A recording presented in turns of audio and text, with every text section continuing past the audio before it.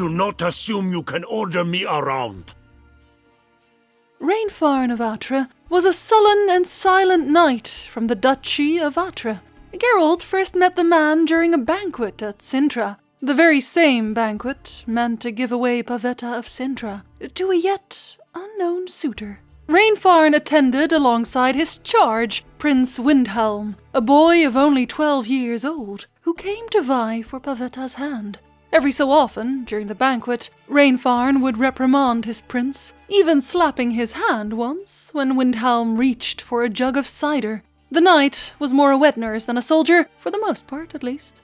Eventually, when the urchin of Erlenwold, secretly Emiava Emrys, of course, showed his face at the feast and claimed Pavetta for his own, through an oath sworn some years past to Rugner, the king of Cintra. Rainfarn loudly objected, calling the urchin's claims an insult to his prince, the only one worthy of Pavetta's hand and bed. He stood to challenge the man, but Aistyrsak, also attending the banquet, kindly requested that he didn't. That didn't change much about the mood, except that this time, everybody started shouting, not just Rainfarn. Now, Calantha, of course, was not entirely in favor of giving Pavetta away to the disguised Emiava Emrys, sworn oath or not, and after a great deal of bickering back and forth, most of it not more than loud cursing, Rainfarn of Atra, with a gloomy grimace on his face, prepared to stand and fight the urchin. Unfortunately for him, Geralt then stood up so quickly his chair banged on the floor and interrupted Rainfarn's plans with a story about the law of surprise. That story was meant to solve the situation, but alas, it didn't. And no sooner did the urchin remove his helmet to show his monstrous face, or Rainfarn was up in arms again already, now shouting to loose the dogs on Amir's cursed form. Chaos ensued once more, during which Rainfarn managed to leap towards the urchin, dagger in hand, and while initially his advance was halted, with a little help from Windhelm, Rainfarn eventually managed to get his hands on his target. The knight, unable to get through the armor initially, finally found a chink in the plate and jabbed his dagger down just beneath the ribs, finding flesh. Rainfarn lifted his dagger to stab a second time, but was interrupted by Geralt once again, cutting the knight and knocking him away from Emir. Quite frankly, it nearly killed the man. That was the last of Rainfarn's role in the betrothal of Emiava Emrys, the urchin of Erlenwold, and Pavetta of Cintra.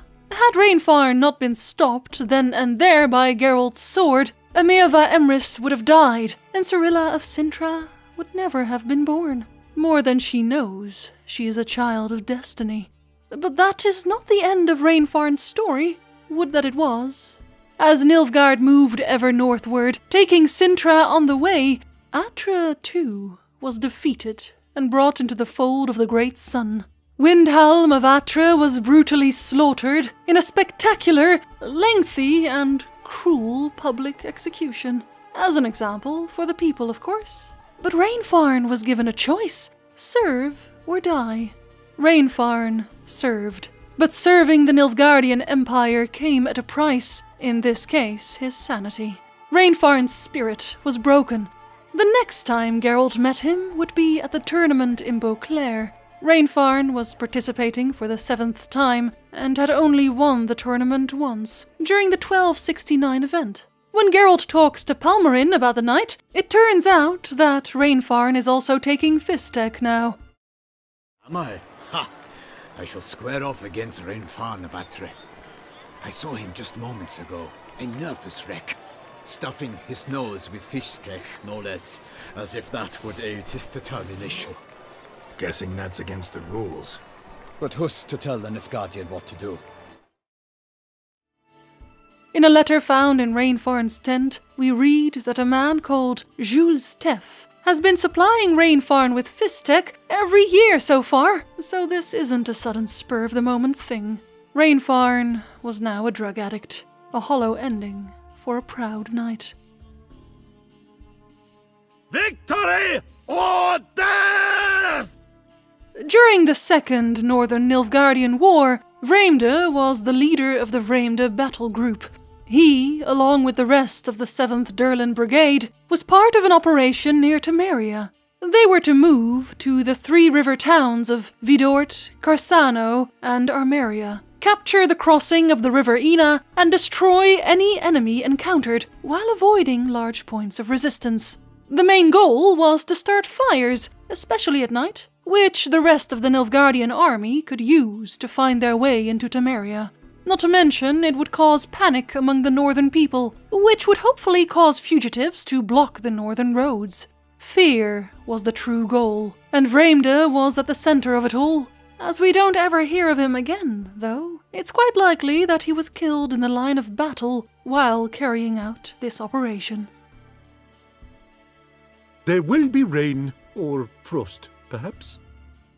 At the dawn of Emir va Emrys's life, after he was cursed by the usurper's mage, the future emperor fled towards the north, after an astrologer called Xarthisius had read in the stars that the north is where Emir would find a cure for his horrible predicament. Whether through sheer luck or skill, Xarthisius had spoken true, and Emir's curse was broken.